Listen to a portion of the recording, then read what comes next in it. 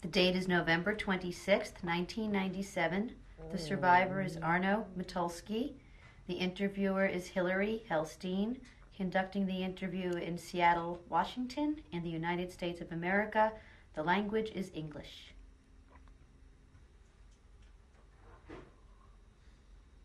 The date is November 26th, 1997. My name is Hillary Helstein. I am conducting an interview with Arno Motulsky. The interview is taking place in Seattle, Washington, in the United States of America, in the English language.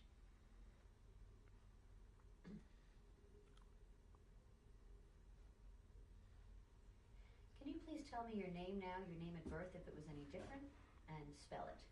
I'm Arno Gunther Motulsky. My name was the same when I was born. It's spelled A-R-N-O, middle initial G-U-N-T-H-E-R, and last name M-O-T-U-L-S-K-Y. Please tell me your birth date. I was born on the 5th of July, 1923, in Fischhausen, Germany. Can you please spell Fischhausen? F-I-S-C-H-H-A-U-S-E-N. And how old are you today? Today I'm 74 years old. We're going to talk about your childhood, pre-war life. Tell me about your parents, starting with their names. My father is Herman Motulsky, and my mother is Rena Motulsky. Her name before was Rena Sass, S-A-S-S. Give me some background on them, where they're from. My father was born in the same town, Fischhausen, where my grandfather had come many years before from Lithuania. My mother was born also in East Prussia. This was the part of Germany that we were located in, the southern part of it. The town was called Guttstadt, G-U-T-T-S-T-A-D-T, and she married my father in late 1921 and moved from Guttstadt to Fischhausen, which was 100 kilometers away. What kind of town was Fischhausen? Fischhausen is a small town, 3,000 people, in an area of East Prussia that's known as the Samland, S-A-M-L-A-N-D, which is a little peninsula that faces the Baltic Sea. And there's another body of water called the Frischeshaff. There's a small bit of land that separates the Baltic Sea from the Frischeshaff, and Fischhausen was one of the bays. It was the Kreisstadt, sort of the main town of this particular area, which is called the Samland, which is actually a very beautiful area of Germany, now Russia. This part of Germany became Russia after the war, and there are beautiful beaches and beautiful countryside. And in fact, we went back there 2 years ago and went to see it. Maybe we'll talk about that later. Do you have siblings? Yes, I have a brother and a sister. My brother is 3 years younger than I am. My sister is 6 years younger than I am. What are their names? My brother's name is Lothar, L-O-T-H-E-R, and my sister's name is Leah, L-I-A. And we all were born in Fischhausen, and we all grew up in Fischhausen. Tell me about your childhood memories, the earliest memories you have of being with your parents. Well, my earliest memories was being very happy growing up, going to the beaches in summer, going to school, being at home with my parents. They worked in a store, in the store that they owned. My father was the owner of the store that my grandfather had started, and my mother worked with him, so they were quite busy with the store. What kind of store? It was sort of a small department store. It sold most everything. It was the main store in that town, which was quite well known.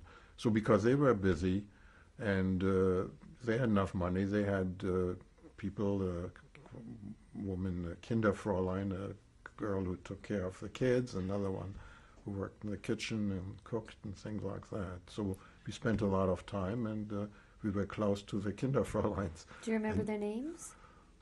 No, there are several. No, I forgot. No. What was the name of the department store your parents owned? It was called Max Motulsky. Max was the grandfather, paternal grandfather, who had started the store. Do you remember your grandfather? Yes, he lived with us. He, as I said, he had started the store. He was very religious and very scholarly in a Jewish way. He studied the Talmud, and he was quite orthodox. And because Fischhausen was a very small town with relatively few Jews, there wasn't even a minyan, 10 people to pray.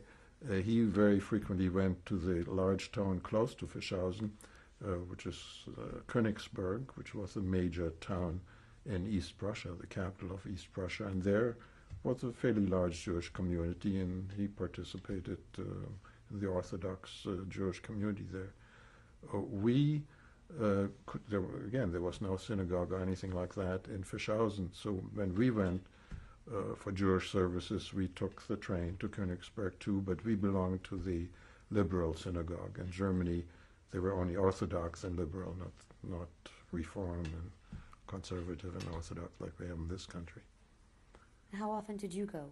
We went for the main holidays, Rosh Hashanah, Yom Kippur, and things like that. What was your favorite holiday? My favorite, Hanukkah, as a child. Why? Well, you imagine why. We were Hanukkah, I guess an imitation of Christmas already at that time. Kids were given gifts, and so kids like that, we looked forward to that. So, and the other one, so that was very nice, but the other one, as I got a little older, I liked very much, was Pesach, the Seder. We held a Seder with the Haggadah and the story and everything, and that's something that I very much enjoyed, and I have held practically every year, even in recent years, even though I'm not particularly religious, and I don't even go to synagogue, that's something we like to do in the house. Describe for me a Seder in your home as a child. Well, all the preparations were made. There's all these religious kind of thing that you did to get rid of the chometz and to make it Pesachdik.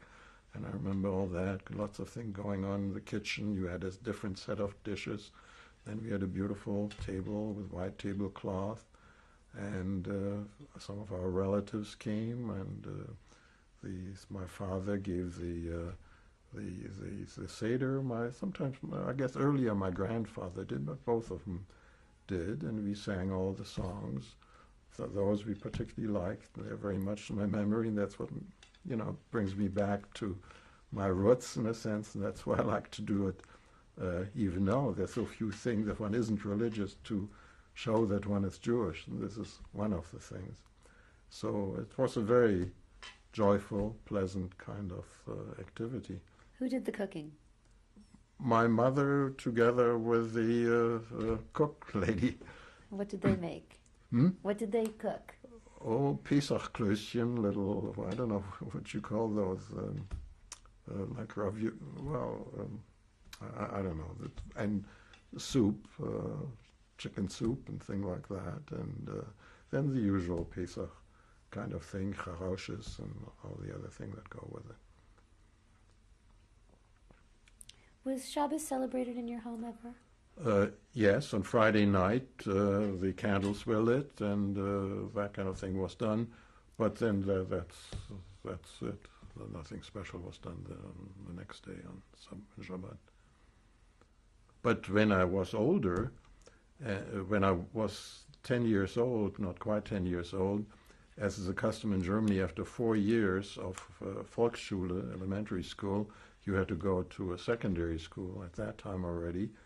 And there were two cities close by. Königsberg's a big city. I mentioned a smaller town known as Pillau. Most kids used to go to Pillau, which had a Oberrealschule.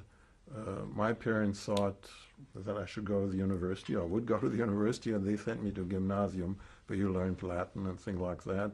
So I was one of the few people who took the train to Königsberg and went there. No, wait a minute, I got off. You asked me a question. What was it about the synagogue in Königsberg? Or I was asking you about Shabbos. About Shabbos. Oh yes, that We later on, as I was in Königsberg in school, I joined the Zionist youth movement, and I went there. I went to synagogue occasionally, and we had various Jewish kind of activities on Saturday. Our youth group met on Saturday afternoon, and so in the morning we would go to synagogue. I had my bar mitzvah in Königsberg when I was 13 years old in this liberal synagogue, and I already was member of the youth movement and knew people, and there were a few Jewish classmates from my Hufen Gymnasium, the school I went to. So, we had an active Jewish life, which was particularly Jewish because this was already Nazi time. The Nazis came in 1933. In fact, that's when I started going to this gymnasium, 5th grade.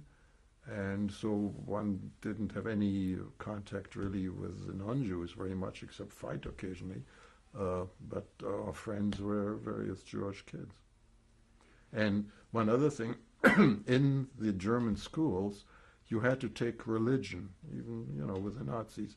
And so the non-Jewish kids had either Protestant or Catholic special courses, and then the Rabbi Lewin, who was the main rabbi, in fact, of the liberal synagogue, he was one of the teachers who came to the school and gave us religion lessons.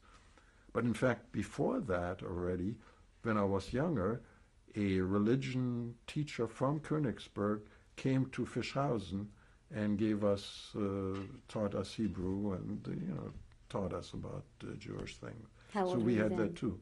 How old were you at Well, that time? that must have started, between ages 6 and 10. I think must have started when I was 7 or 8 or something like that. And then later on, when we were in Königsberg, of course, we had this religion school. And then, being in the Jewish youth movement, I also studied Hebrew, which apart from the school. Prior to Hitler's rise to power, what was the relationship like between the Jews and the non-Jews in Fischhausen? In Fischhausen, it's hard for me to say. I was so young, before I was 9 years old. As I said, there were very few Jews in Fischhausen. They came to our store. There was another store where the man was Jewish and the woman was half Jewish, and they respected the Jews. We were a little different in a sense, but I certainly didn't feel any anti-Semitism at that particular time. But I'm sure there was some of the gentle type of anti-Semitism that, we were different. But I didn't feel any of that. Who were your friends when you were a young boy? Well, I had people who were in my elementary school who were in my class, and I palled around with them. I guess that was later, I was going to say, I became friendly with the son of the other Jewish store owner. He was a little older than I was, and we went to school on the train, the 35 kilometers from Fischhausen to Königsberg, and he was a very intelligent and studious kind of a person. In fact, he, in high school, studied Hebrew already, sort of because he was interested in Oriental languages and Arabic and things like that. And I just learned a little more about him recently from a story which is quite interesting. I heard there is a little bulletin that's put out by people who had left the Samland, the area where I was born. When the Russians came in 1945, the Germans stayed for a year or two, and then all Germans were sent out into Germany. And the people who lived there, they formed a little group, and they put out a bulletin 3 times a year.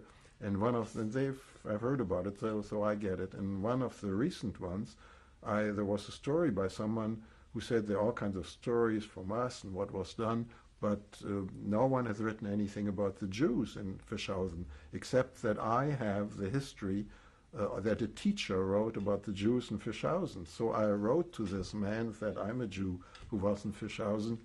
I'd like to see this. And he said, well, unfortunately, you are not in it. But he sent me the story. And in great detail it described this Jewish man who had the other store with a non-Jewish wife. What was their names? Jacobi. What was your friend's name? Elvin Jacobi, and the friend's name was Andreas Jacobi. And so he graduated. In fact, before he graduated high school, he took Hebrew lesson with another Jewish man in town who owned a little cigarette shop, tobacco shop, and he went to him and studied Hebrew with him. And then he went and studied Oriental languages and got a PhD and went to, even the war then started, he went to the University of Rostock. All this I get recently, and was an up-and-coming academic there. But even though he was half Jewish, he was drafted in the German army and then died in the Russian war as a German soldier. And I remember him very well because every morning we took the same train at 6:36 and went to Königsberg 45 minutes, and he read a lot and told me a lot. So, he was 3-4 years older than I was, and I was a little guy, so I had a lot of contact with him. Was there any other friends, special friends?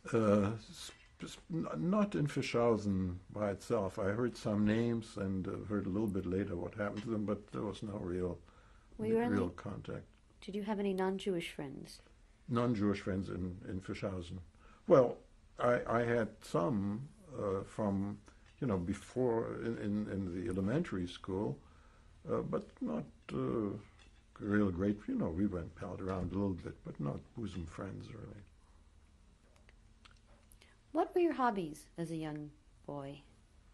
I always liked to read a lot, and we did quite a bit of athletics. I was I belonged to the Maccabi Jewish athletics thing, so we used to do running and jumping, all kinds of things. But I was never a great athlete. I never went in very much for that. So I was always very scholarly inclined. I loved to read. I read, because it's going on the train, I read newspapers and magazines, and I've kept that habit. I read too many magazines and newspapers. And interesting thing, I looked over some old letters when my father had just gotten to America and I still was in Europe. I told him I heard the Sunday New York Times has 85, 90 pages and has all kinds of information. Please send me the Sunday New York Times. But he never did. Can you describe your home for me? Well, the house was in Fischhausen, the 3,000 inhabitants town. It was in the main street known as Langgasse. Down below was this small department store, and on top was our apartment and my grandfather's apartment, and down on the first floor behind the store there was an apartment that was rented out, and on top there was another apartment that was rented out. So we had a room for the kids, and a kitchen, living room, and dining room, and my grandfather's house had similar to a three-room. So it was a comfortable, big house, and we lived very well. I should actually mention, when you asked about friends, there was a girl who was the granddaughter of the people who lived in the apartment that we rented out below. And, I got to know her quite well as a little kid. And somehow, this is a rather interesting story. One day here in Seattle, I got a phone call. Are you the Arno Motulsky from Fischhausen? I said, yes, who are you? And with a German accent, she spoke German. I spoke German to her. And she was a girl who lived across the street from us and was a dairy store and so on. And she'd remembered everything about what had gone on and so on. She had a daughter in Seattle. Was she Jewish? No, not Jewish at all. And so she came to Seattle several times, and we met. In fact, this spring she came to see her daughter, and I had dinner with her. But she knew very well this girl who lived in our house, and this girl who lived in our house, in fact, moved to Australia after the war. And this lady who comes to visit in Seattle had visited her in Australia. In fact, some 5, 6 years ago, when I was in Australia, I visited this girl that I knew when she was 8, 9, 10 years old. What was the name of the girl that lived in your building? Inge Österle. And what was the name of the woman that lived across the street? Thea, not her name now. But they weren't Jewish at all. What was your relationship with your brother and sister as a young child? Well, you know, we were close together until I started going to school in Königsberg, because then they were still in elementary school in Fischhausen, and I, went to Königsberg, and I went early in the morning and came back at after 3 in the afternoon. I still had to do homework and things like that, so we weren't as close then anymore. What kind of student were you? What kind of? Student. I always was a very good student. How did things change when Hitler came into power? Well, that was just the time when I started going to school in Königsberg, and so we were, of course, it was a new school for all of us, but there were 5, 6 Jewish kids in the class, and we were sort of together. We weren't separated out in the class, but it was different. And the other kids knew we were Jews, and bad remarks were made. And like what? We had, making anti-Semitic remarks about bad Jews and things like that. And I remember physically fighting rarely with some of the kids. That didn't happen very often, and after a while you didn't try to get into this at all. Earlier, when we were 11, 12, that might have happened more. But later on, things, the whole atmosphere got worse, really, and one got further and further. How did it get worse? Describe that for me. Well, all the different edicts that were passed against the Jews, and the newspapers talking against the Jews, and the SR, the stormtroopers marching on the street and shouting, "Wenn das Judenblut vom Messer spritzt, geht's noch mal so gut," which means if the blood from the Jews goes from the knife, it's much better. That frightens a young kid who hear that. All that went on. So and the parents were feeling this much more than we did as kids, and that one couldn't help absorbing that. What kind of propaganda was in the newspapers? Well, anti-Jewish propaganda, all the history books, how bad the Jews are and what they do and how they cheat the Gentiles and how they were the Unglück of Germany, and all the standard things. I think it's well described. How did you react to that? What? How did you react to that? Well, you wondered what the hell is going on, how this could happen. But after a while, you took it for granted. And here you were Jews, we were Zionists, we want to go to Israel and get away from all this. We they declared us separate, okay, we are separate.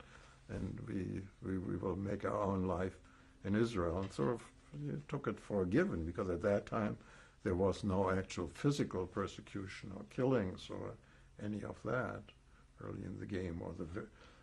One thing I do remember, though, that happened, and again, it's in the history books, which happens, I think, on the 1st of April, 1933, which was a boycott of the Jewish stores, where the Nazis declared that no people should go, no Gentiles should go and buy anything in a Jewish store. So our store was a Jewish store, so they put up big signs, about the Jews don't buy with the Jews and things like that. And my dad got very upset about it. He served in the German army during World War I. He said, "Here, I served the German army, and how can he put his decorations in the window of the store?" And so they put a sign, "Der Jude war Soldatenrat." They had sort of a socialist communist soldiers' councils at the end of the war, and so but he wasn't that at all. So So that was one day all over Germany, and that I remember very distinctly. That was one of the first things when I was 9, 10 years old. So, one was aware all the time that one was Jewish. These were some very special events, but in terms of what the newspapers said and what the parents were telling and what relatives were telling, for instance, we had my father had a sister who had married to a Jewish man, Levin, who owned a similar a small department store in Pillau, another large town next to where we were. So they were fairly close by, and we often got together. And in Königsberg, my father had a brother. What was your father's brother and sister's names? Ida, Ida, Levin in Pillau, and Leo, Leo, in Königsberg. He'd become a lawyer, and in fact, in a sense, what happened to him was later on good for us, because as a lawyer, he already had problems in early Nazi time, and therefore felt he couldn't stay anymore. And we all had relatives in Chicago, so he got the appropriate papers and visas and moved from there, Königsberg, to Chicago in 1935 or so. And then later on, when we all came here, he was our anchor for America, and he helped us to come there. So we had, and my grandparents, my maternal grandparents, who I mentioned lived in Gutstadt, that was 167 kilometers south of there. And again, there we as children went there every summer for 5-6 weeks to spend time with them. And so that was very, very nice. But again, we often got together for family affairs, weddings, 25th anniversary, 50th anniversary, and I remember some of that. What was the name of your grandparents? I wrote it Simon Sass, S-I-M-O-N, and Selma, S-E-L-M-A, Sass. Okay. So, in fact, again, I could tell, I visited there 2 years ago also. And this was in the southern part of East Prussia, which is now Poland. The northern part is Russia, where we were in Fischhausen. The southern part is Poland. And so we visited there, and I asked the cab driver to go a certain place as I remembered it, and he did, and I directed him to the house of my grandparents. And he was a grain merchant, and the house was a little shabby now, but the big silo that had the grain across the street was all still there. I remembered it, and across the street was a big garden, and that was still there. And I went to the garden. There was a little boy with a dog. I remember being there at that time. So that was very emotionally very interesting. We went into the house of where my grandparents lived, and they had subdivided into small, very old, very shabby apartments. But that was a tremendous emotional experience, seeing what every summer there I'd been as a small kid, and now coming back there. Okay, we're going to stop now and change tapes. Yes.